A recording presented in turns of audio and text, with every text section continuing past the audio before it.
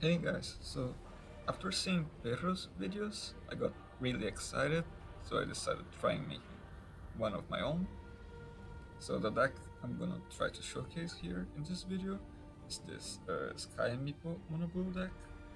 There are many ways of building monoblue decks. I think this one is my favorite. Might even be actually one of my favorite decks in the whole game, to be honest. So first, I'm gonna talk about the hero lineup and the items a little bit, and then talk about the cards, the main deck itself. So let's talk about the heroes. So first hero in our lineup is Meepo. Some people think that Meepo is a meme hero. I don't think that's true at all. I think it's actually pretty strong. His active is one of the strongest in the game, I think. So it gives you extra damage, it gives you quick cast, it might even give you some mobility if you. It always gives you some intra lane mobility, but it might give you some cross lane mobility if you have some extra Meepos. It's also pretty good versus Kanna, so you can kill the dogs every other round with just spending 1 mana and not even losing initiative. And also, his card is really not bad at all. It's also actually pretty good. So summoning a Meepo, it will give you extra damage maybe if you need it. It will give you an extra blocker if you need it. It will give you an extra mobility option for your Meepo. It will give you some other Meepo to have more quick cast, more damage. And maybe the most sneaky part about why this card is good is that by having extra heroes, you can bounce your heroes more.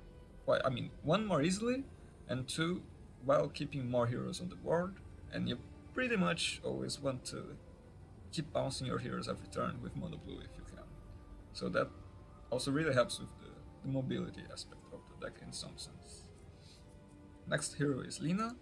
So Lina is probably the most important hero in the lineup, meaning that if Lina is having a bad time, the deck as a whole is probably having a bad time. Like the chances you are going to win if Lina is having a bad game are pretty low. And on the other hand, if Lina is having a great game, you're also probably going to win. So she's one of our main sources of damage, tower damage, alongside Broadsword, and she also really helps by killing heroes and controlling the board a little bit more. Next we have Earthshaker. So Earthshaker is pretty much auto-include in Mono Blue. I don't think there's too much to say about him. Like his card, Echo Slam, is just a great board clear, and very often just wins you the game flat out, or at least stops you from losing it. So, and I mean his abilities are also pretty good. So yeah, there's not much to talk about Earthshaker, I think. Next, we have Scarif Mage. So Scarif Mage, his card is not super great, it's not bad either, but his active is really good. And so one of the things about Scarif Mage that I think is really good in this current meta is his great at clearing Wildwing creeps that Kanna summon. So by having a Scarif Mage and having lots of tools like Tower Barrage and Arc Bolt and stuff like that, you can pretty much kill the Wildlings pretty easily, almost every time. And by having him on the second round, you also have a lot of options, so you can deploy him in the Meepo lane to blow someone up, and with the combo, you can deploy him in Lina's lane to maybe help protect her. You can also pretty much very easily kill something like Venomancer, or maybe, not many others go running it, but maybe another Lina, and key heroes like that.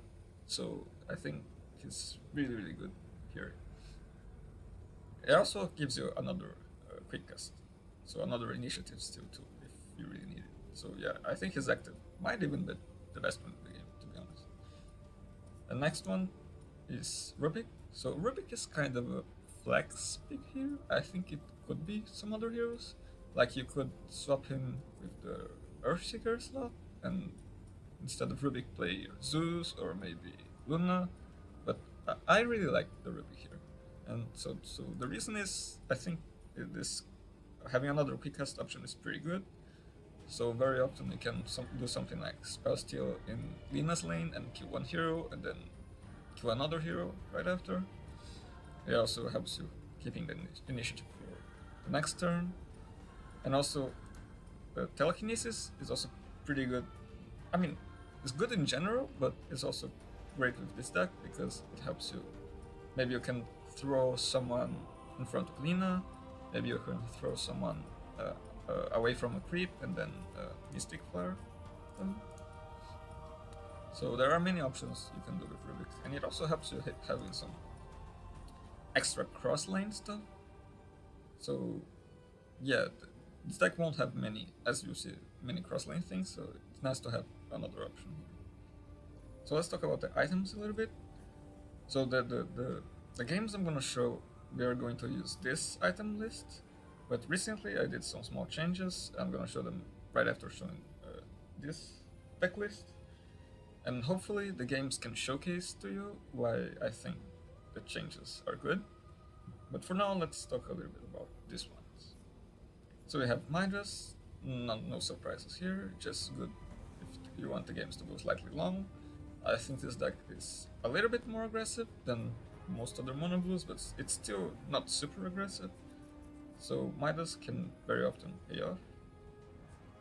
I have the Stonehawk Cloaks, pretty good versus other mono blues, and even versus some red stuff, but not many people are playing right now.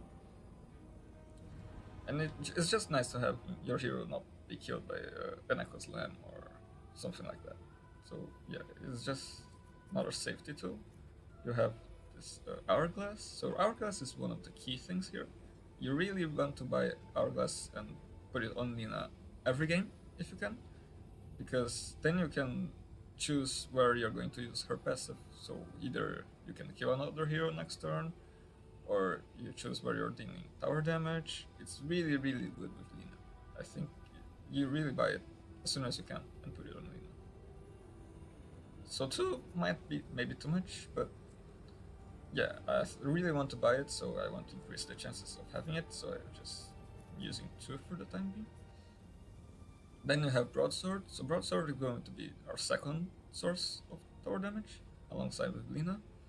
There's maybe not too much to talk about here, it's just you want to buy it again also pretty much as soon as you can, and clear the lane, and then equip a Broadsword and deal 6 extra damage, and keep doing what you do with this deck, which is pretty much just keep killing heroes and securing the lane so you can hit it with Broadswords. And also, lastly, you have Sorlokan Spear. So this Sorlokan Spear works slightly different in this deck from Perro's monoblue or from J-Mauler's list. Our board state here is not that strong, so you don't want to keep passing so much, as you want to, one, have something to kind of guarantee tower damage, and also you kind of want to abuse the fact that we have several quick cast options. So this is pretty much, if unblocked, plus 8 tower damage, and the other option we would have is maybe a Claymore, which is plus 10, so it's only a 2 difference, but you have 4 siege, and you can keep passing. So let's take a look at the actual main deck now. So first we have some Arc Bolts. So Arc Bolts are good.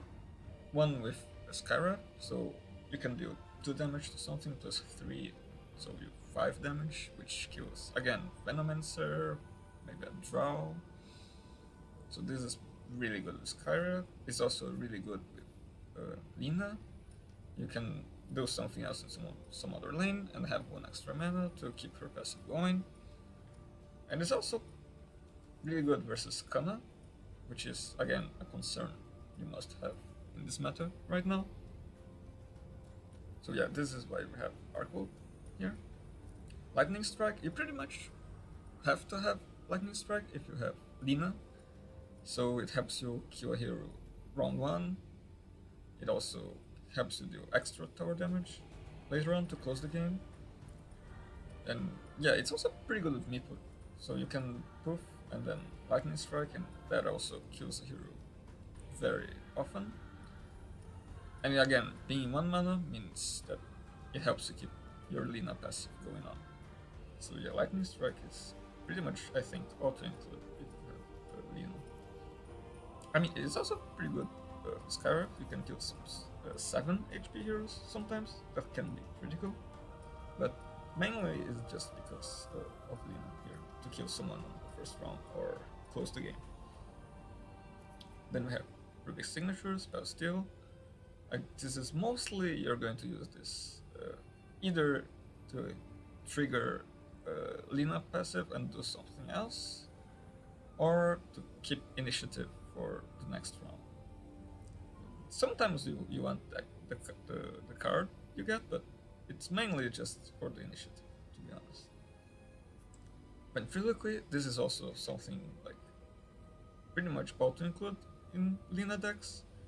So again, being 1 mana helps the passive keep growing, and the fact that the unit taunts means you can pretty much direct Lina's passive sometimes. So the hero doesn't have to be in front of you for you to deal the damage. So that's also very good with Lina. And it's also somewhat good with both Skyref and Meepo. So Meepo can poof alongside someone else and help you deal a little bit more damage with Ventriloquy. And kind of the same goes to Skyref. So having damage tools in this deck is pretty key. You want to keep killing heroes and also keep your Lina passive going. So yeah, this is why we have Ventriloquy. So mainly for directing Lina's passive when you need it. Then we have 2 Homunculus. I think Homunculus is pretty broken, to be honest. So for this deck, what you want to do with Homunculus is either maybe save your or relocate your Lina if you need to, or once you equip a Broadsword, it's just a 2 mana 8 attack caster creep, so that's, I think, pretty good. So yeah, that's the reason we have Homunculus. So either saving Lina or just having more damage. Sometimes you want to do it to just bounce a hero, but usually if you just want to bounce a hero, it will just be Lina. Then you have Ice Strike Ray. This is pretty good. Again, one of Lina's signature cards. She has 3, so unlike any other hero, but you only have 1 of each. So with this card, you kind of want to save it for the late game and just help you secure the game.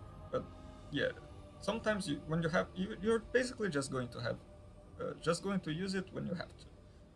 But when you use it, it might just win you the game flat out. So I think that card is just pretty good.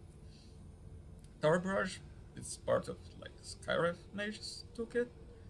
Again, helps you kill Venomancer, helps you kill Draw Ranger, and yeah, just good against Kanna.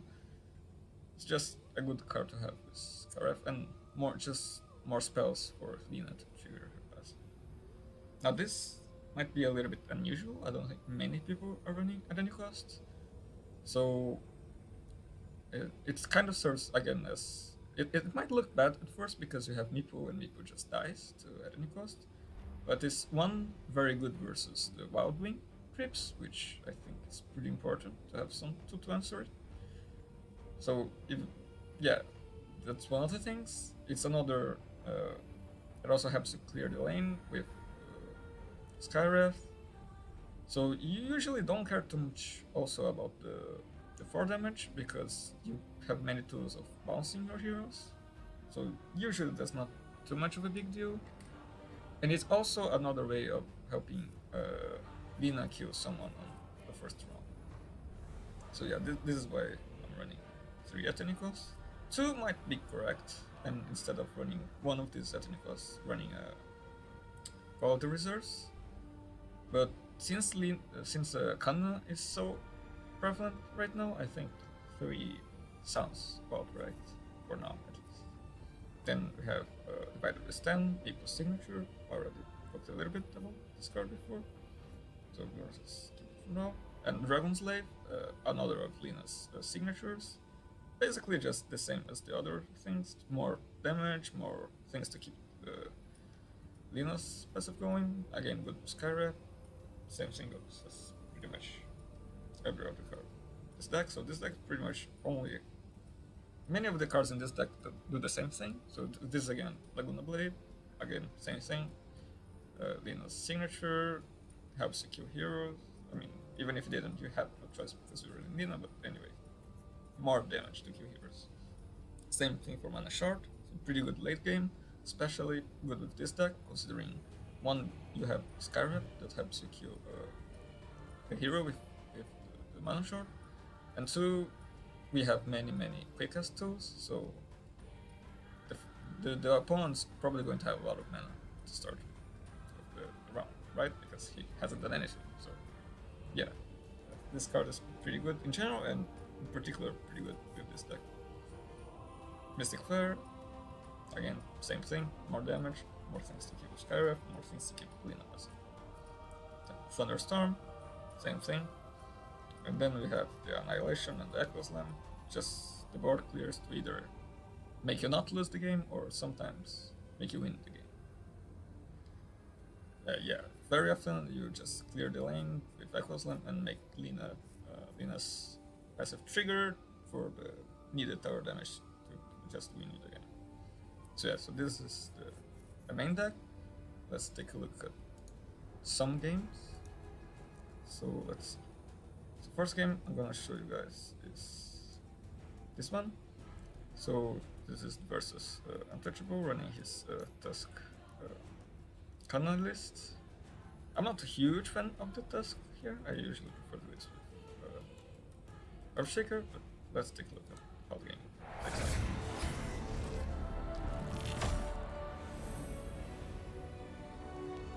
So we built a lot of things in our deck with Kanna in mind. Let's see how it pays off in this game. So we're gonna play Meepo here in the middle lane, because looking at the lineup, I'm guessing he's going to play the Kanna middle. And also I don't really want to play him offlane, because he might Lightning Strike my Meepo, and I don't want that. Then I'm gonna just offlane Earthshaker, or put it in this slot, because then I can have a lot of coverage and have a creep with the Fissure. It also helps with the ventriloquy disposition. And I'm gonna place Lina in front of the Venomancer, maybe kill him first round. So opponent has initiative, and he's just going to play this Renta Zombie here and hope to kill Meepo here. And what we do is we just Lightning Strike the Venomancer. Keep our Lina going, kill the Venomancer. Things are going great. And we even have a Tower Brush to save our Meepo here. He still has 1 mana, but he really wants to save initiative here for the Pierpont Imperial combo next turn. So he's just not going to do anything, and we will just be able to play our courier here. He's probably thinking a little bit whether he wants to play the Griever or not, but yeah, ultimately he wants to keep the initiative here. So we just play our courier, he'll just pass, and then we'll just go to combat. Nothing much to talk about. Things are going pretty well.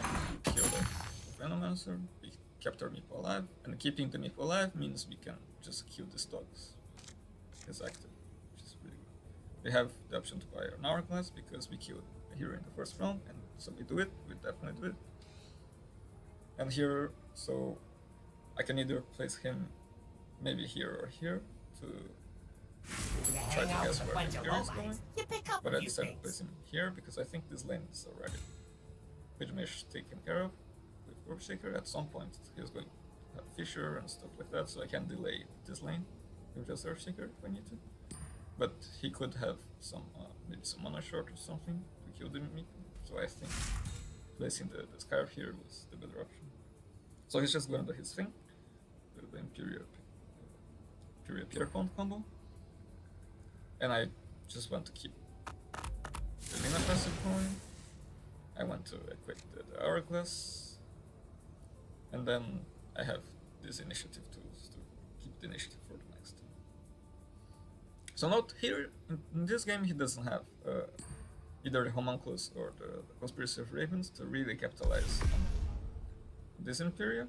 But notice that because we have the Hourglass and the initiative next turn, even if he had something like that, we can pretty much counter it with Lina playing here. So this is one of the strong points of this Hourglass.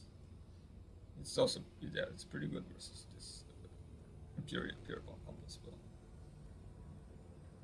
So here now, because we have initiative, he can play freely what he wants, so he's just going to print the Grego. Yeah. And we just pass, which is fine. Yeah, I can back it up. No need to use the active. Save it for next time.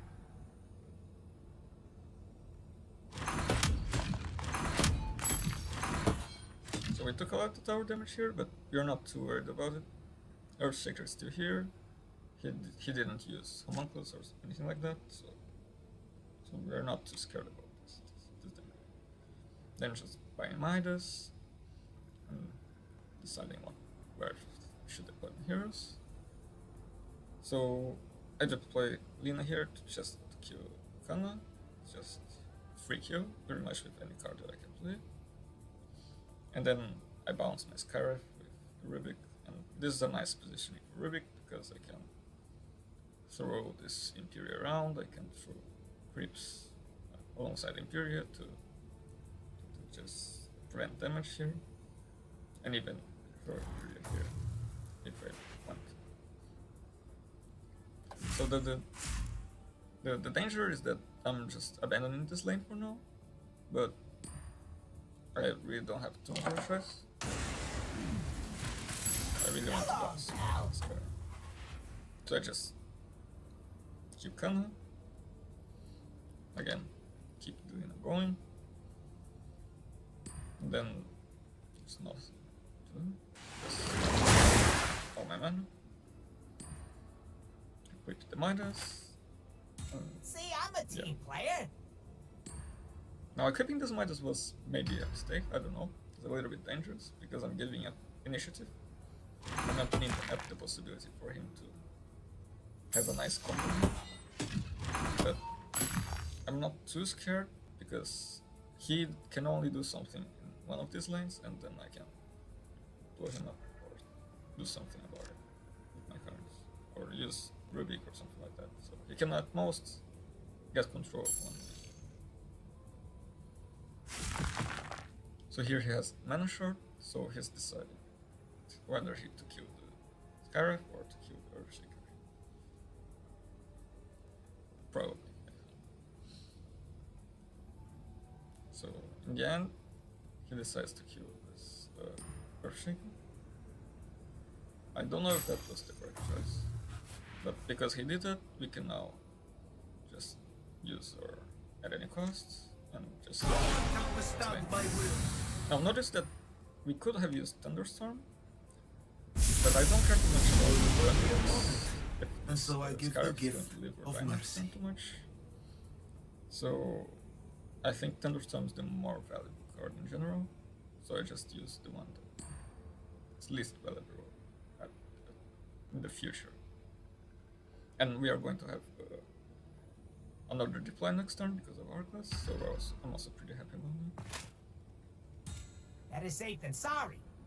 Now we have some mana, we can keep our passive for Lina going, so we do that. Kill this creep, get one nice spell here. I'm more than just a winning personality. Now notice that I have 1 mana. I could have taken initiative here, but I passed. And the reason is because we could have done something sticky here, and I was worried about it, so I still wanted to save some mana for the Rubik, and also because if I took initiative here, he could just steal it back again, so there's not too much of a reason to do that. He also doesn't have many ways to deal with the Lina anyways. So the only way he could have dealt with Lina is if he had another mana shard, but that's pretty unlikely. So I think it's okay to not take the initiative that turn. And even if he kills Lina and does all the shenanigans, I can still use the relic.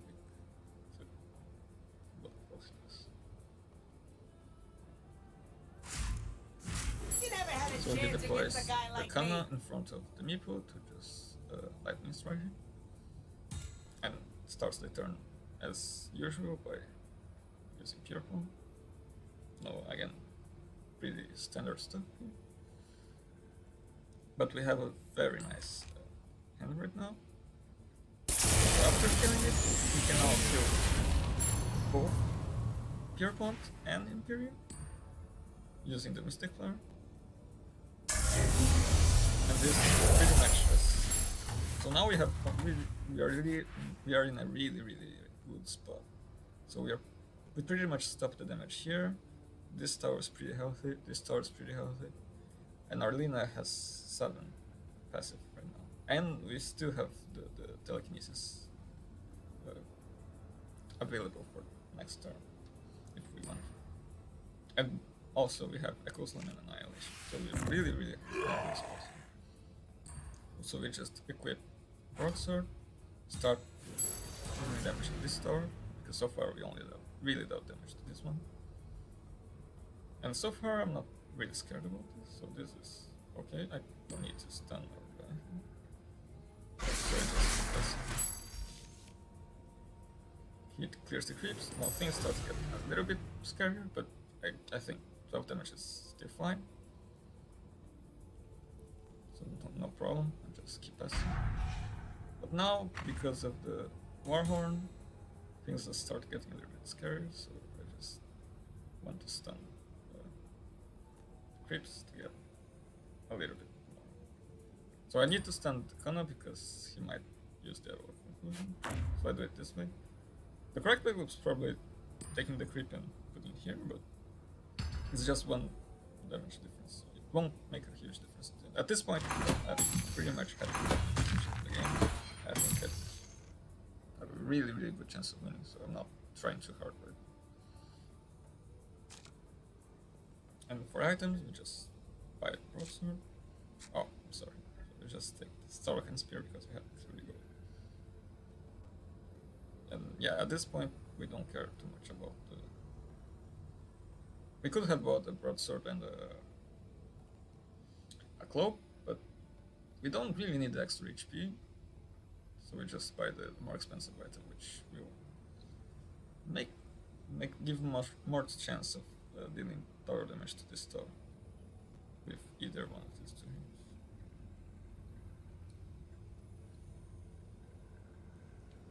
So maybe let's speed this up a little bit.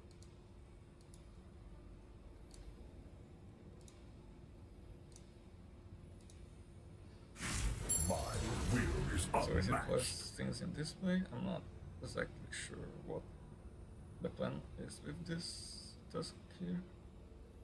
Maybe he wants to... Yeah, I don't know what the idea here. Maybe he wanted to hold the reserves here and then use the combo. But he didn't burn, so we just thunderstorm here. And maybe one of close here because maybe this might be a point. So if you remember, before we had the choice of using at any cost or Thunderstorm, and we'd use at any cost because Thunderstorm was going to be more valuable later. And here it really pays off, because if we had used, if you had to use the at any cost here, we had the Tower Barrage to kill both heroes here. So it's really important that before we use at any cost.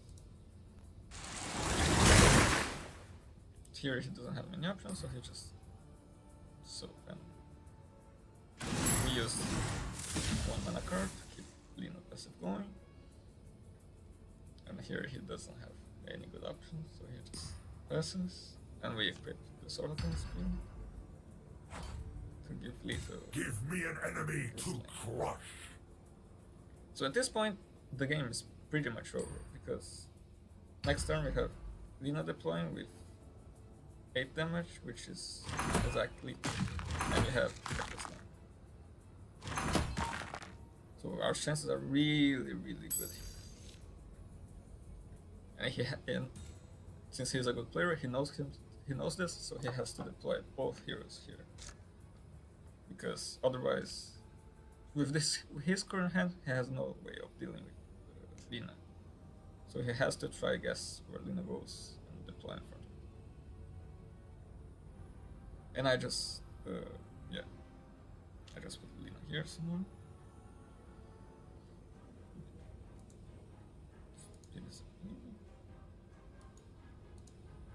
And I place also the Scarf Mage to help do something, deal the damage.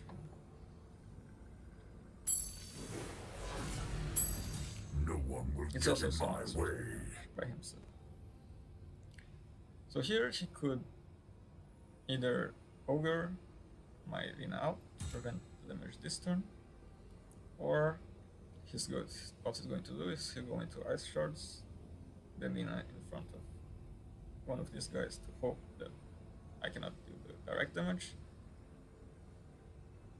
I mean, I think the correct choice was just to use Ogre here, but I don't think it really matters in the end, because even if you bounce my Lina here, I can just Echo Slam and TP my Earthshaker, and that's also. So yeah, in the end he does Ice Shards, and that's GG because we so pretty much one-sided. Of a mage of the ghastly. We had very initial good hand, and yeah, the deck is kind of built with Kanna in mind, and so it's nice that it works versus Kanna. So let's take a look at a different game. So I think I'm gonna show this game. So this deck is pretty much Perro's list. It's slightly different, like the items list, and I think Perro's list doesn't have art pool. But otherwise, it's pretty much the same as his list. It's pretty meta deck. So let's see how our deck can go toe to toe with it. So this game might go a little bit long, as the monoblue versus monoblue goes. So maybe it's a good idea to watch 1.5 times speed on YouTube. But yeah. So here, deployment, no big surprises. We just want to avoid putting Meepo in the offlane, because we don't want to get lightning struck. And we put Lina not in front of Ogre, because we're not going to kill Ogre anyways. And we're going to bounce Lina at some point, so might as well at least do some extra tower damage. Our hand is not super great, so I had to spend a tower power with Lina passive going. Ideally, I would want to keep it to go with Scarab so that I can do the Kanna+Tusk.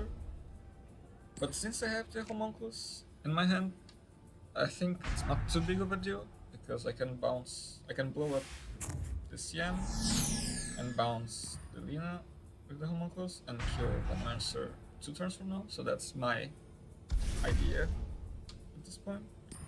So I don't really care too much about the fact that he has 2 passive device here, and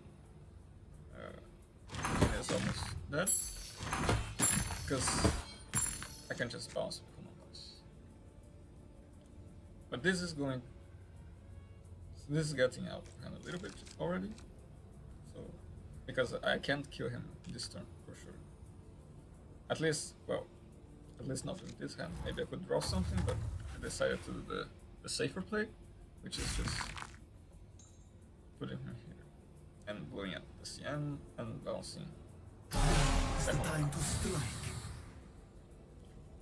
Which is, again, we can kill him next turn with Thomas' turn. That's the plan. So I think usually this item would be Midas, So yeah, the plan is bouncing Lina and putting Lina in front of Venomancer and using Thunderstorm next turn to kill the Venomancer. But he has this cloak, so this really threw me off a little bit. It's really surprising to me. So then I had to think about kind of a different plan. So I'm not killing this Venomancer anymore, at least for now. So yeah, I need to add a different plan for the next turn instead of putting Lina here. So for now, I just put Midas on Earthshaker. There's no other better Midas hero here, especially because he can go over because of Echo Slam. So having 7 health in practice is really helpful, though. Whereas having 6 or maybe 5 is a little bit, but Meepo is already too squishy. So yeah, Midas kind of needs Earthshaker here. So I just bounce my Scarif and my Meepo, so I have some combo option next turn if I need to. I have not drawn my Echo Slams or my Annihilation, so I'm a little bit worried about this lane at this point. So looking at this hand,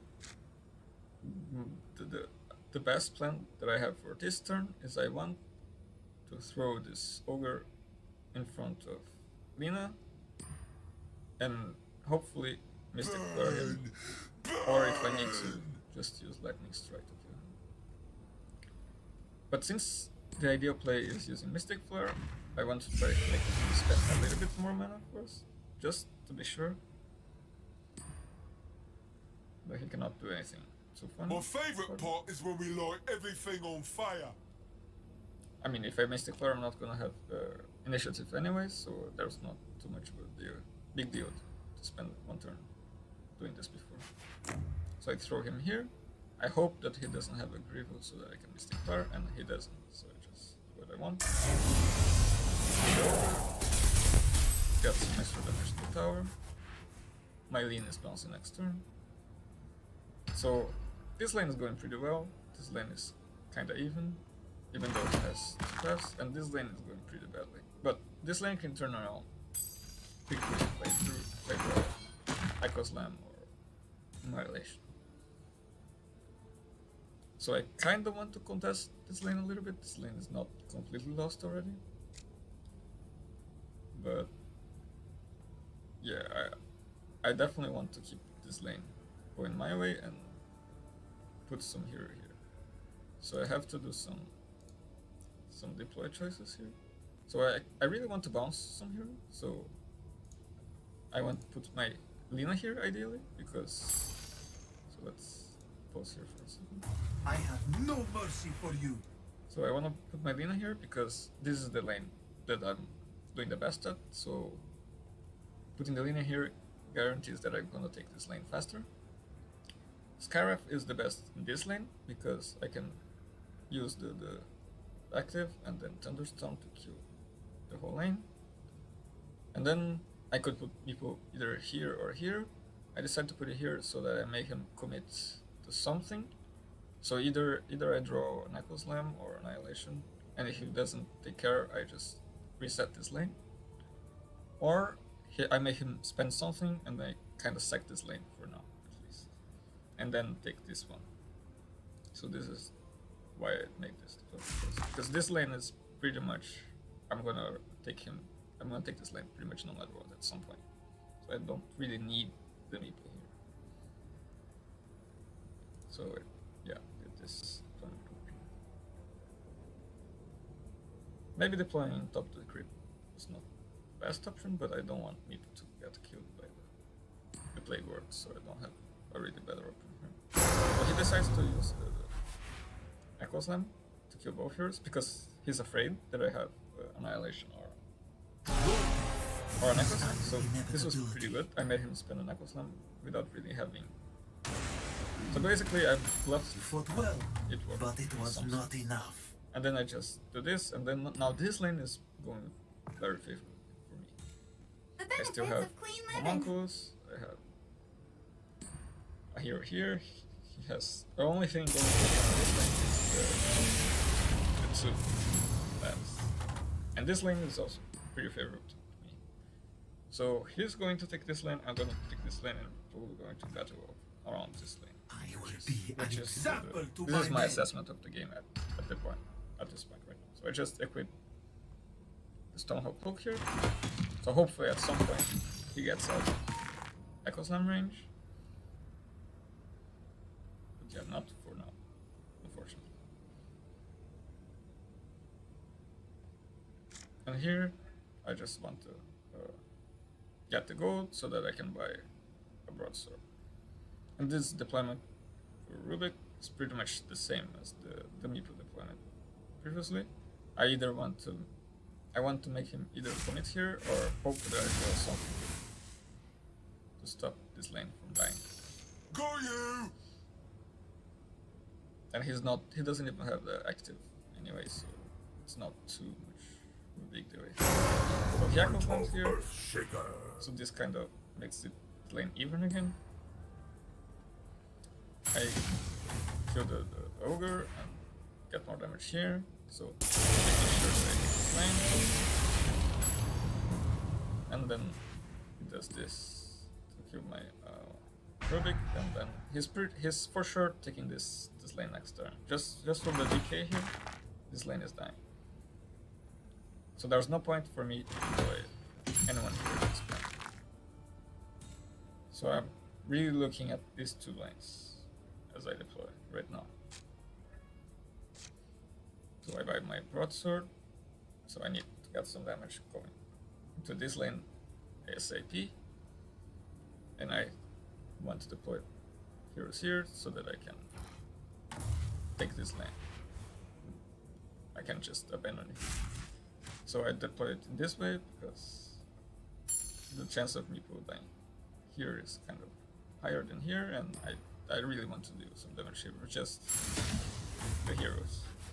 So I kill the Parallax, deal damage with my passive. So now this lane is free, so I can activate the broadsword and start winning this lane.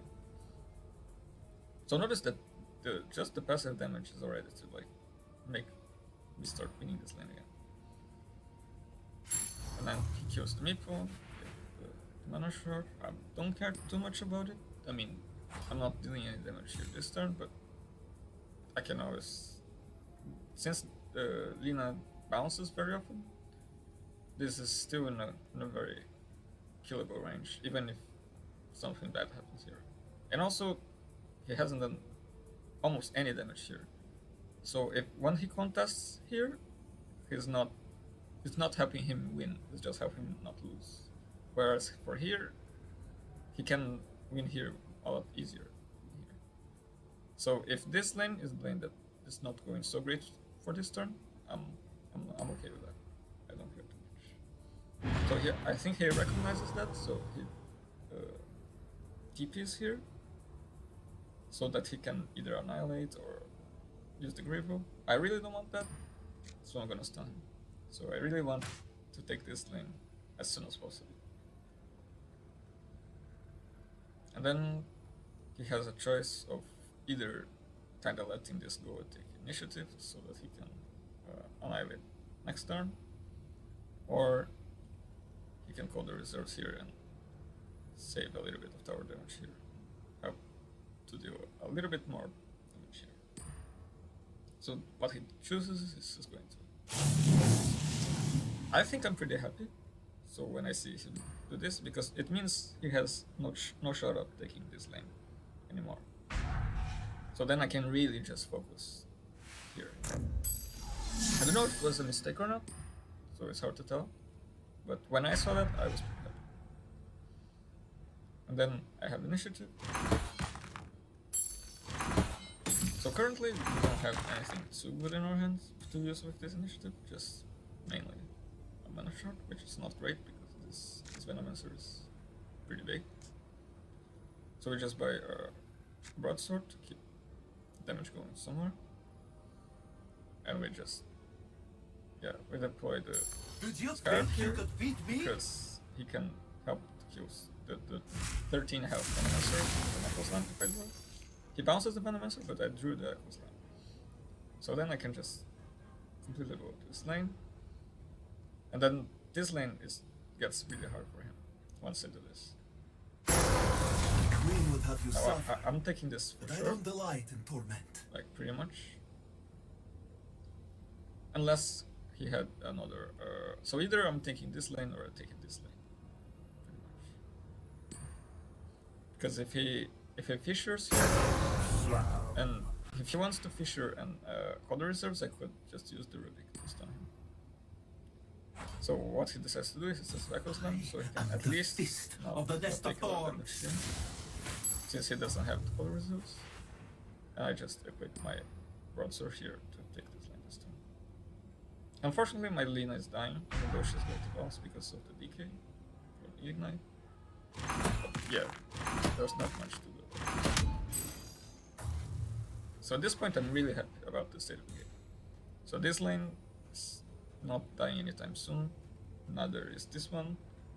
And on this lane, I already took it, and this lane is very low health, so he has to contest. He has to both contest this lane and try to do damage. Anyone else want to Whereas try I me? kind of just have to do damage here. Because this is still not so worrisome. Especially because he doesn't have many creeps here. So here, I can either do the safe play, which is It's the time to strike. to kill the Venomancer, so that he really does not do any damage here. So I really don't care about this fought once well, right now. So but if I it can was prevent not him enough. from dealing this damage here, then I think I'm pretty good. So he kills my Meepo. Then I have to think whether I want to blink or not. And so far, I mean, I have initiative. I don't care too much. I have lightning strike. The gifts of the ancients are For numerous Lina here. indeed. But now that he uses the Warhound, I start to get a little bit worried, because it means this lane might be taken at some point. Not so. So I try to do this. Hope he doesn't have either hope he doesn't have somebody to kill him or frostbite. He had the frostbite. So now I just do the lightning strike so that this gets in range of the Lina next time. So I can do something with a Mystic Flare and then hope that the Lina passes. So I try stealing the initiative back, but he had the one for me, so he got initiative again. So if I had initiative here, it would pretty much be GG. I mean, he would have to guess where the Lina is going. But unfortunately, he had How could you the match steal the back. power of a mage of the ghastly So I inn? just do my best to keep this lane in Lina range while just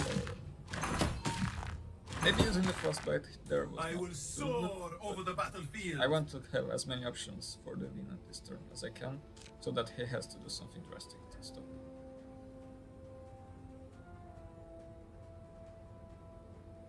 So here I just need to decide where I'm playing everything. Ultimately, the best choice here, which is the one that I went for, is to just bounce the Skyrim. So I'm hoping he doesn't have a deploy here, so that I can Mystic I Flare wish there this was here. another way. So this is the idea. If he doesn't kill my Lina, I Mystic Flare and it's GG. There's no And I escape put my from Earthshaker me. here so that I can protect this lane, and I put my Rubik here so I can both protect this lane and also do something here if this is needed. So this is 1, 2, 3, I can still put something away here. And so yeah, if he deployed the hero here, I could just telekinesis. We will make I the had the Annihilation, so he's buying himself another turn. So I need to do something about this. So I could either Annihilate or Echo Slam. I decide to Echo Slam because this Venomancer is huge, so this Venomancer is not dying from just an Echo Slam. So I want to save this Annihilation for this lane if I need to. next turn. And so far I'm fine here.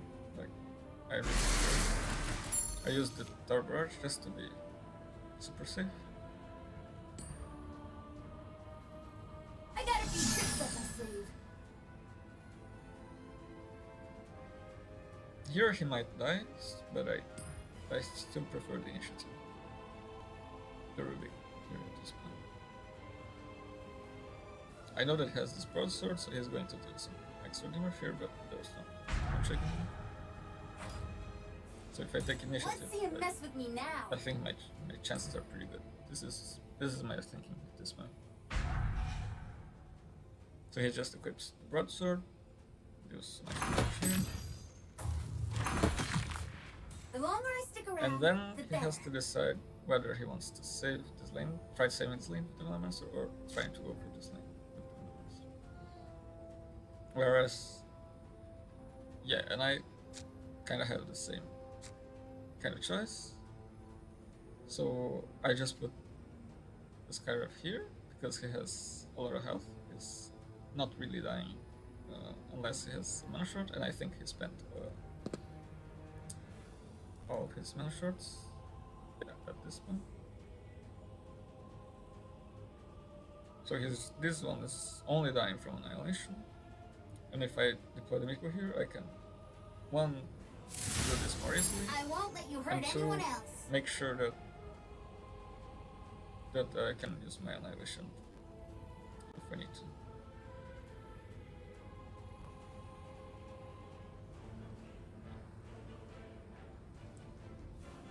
So I just do I this. think it's time to move along. So he deployed both heroes here, I just use my Annihilation. So he deployed in this You way. didn't think I had it in So me, for did now, you? at least, what I can do is I can stop him from doing more damage here. So he does the maybe I was here. This so maybe this was a mistake from him. I mean, for sure it was a mistake, but I don't think he's going to win anyway. He decided to Foresight instead of Annihilate my Scarif, but this is a mistake because then I can just stun with the telekinesis, and yeah, then it's GG. If I have anything to kill creep, it's GG, and this deck has, and our deck has pretty much only We thing will to have you kill. suffer, but I don't delight I mean, in torment. In any case, if he did this, I can just he'll have to guess the Lina placement anyway, so we'll still be in a pretty good spot, even if he annihilated it. So yeah, that's pretty much how this deck goes. So I mentioned that I did some changes to the item list, and let me go through them. So I noticed going through these games and some other games that I played that the second Midas was not super useful.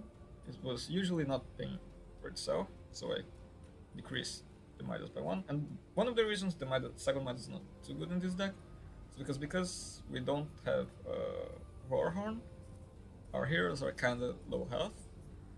So to make it be worth the time to get the Midas, it's a little bit hard. So this is one point. The other point is we kind of want to have our broadswords, and Argos is fast, and Midas kind of slows that down a little bit. So yeah, I think one Midas is okay, mainly because you can also have one extra armor that might be useful for Earthshaker or stuff like that. Maybe no Midas is even better, but I think having one for the option is probably the right choice. And second, well, I decreased Sorkan Spear by 1, so I'm not gonna buy it to basically any game anyways, so I'm just gonna add the option to have a Horn of the Alpha, which I'm probably also not gonna buy, but it kinda does the same thing that I want the Sorkan Spear to do, which is make sure I'm gonna deal tower damage at that time. At that particular time, and it also gives him some health and stuff like that. And also I added this strength potion twin pack. Also helps me do extra tower damage if I need to, and so sometimes I'm gonna have my Lina just die because of decay and stuff like that, and in those times this can also be pretty good. So yeah, this kind of If I need to, I'm gonna buy it. So this is what I'm thinking about the item list. At this point, I'm not super sure. But yeah, at the very least, 2 Midas might be too many. Yeah, but so feel free to check the deck out and make any changes you'd like. Yeah, and yeah, thanks for watching.